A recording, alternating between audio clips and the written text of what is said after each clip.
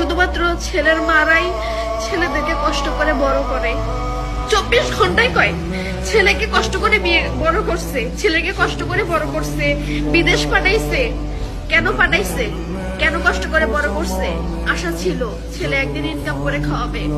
কিন্তু মেয়ের বাবা মারা কোনো আশা করে যে মেয়ে একদিন খাওয়াবে? আশা করে না।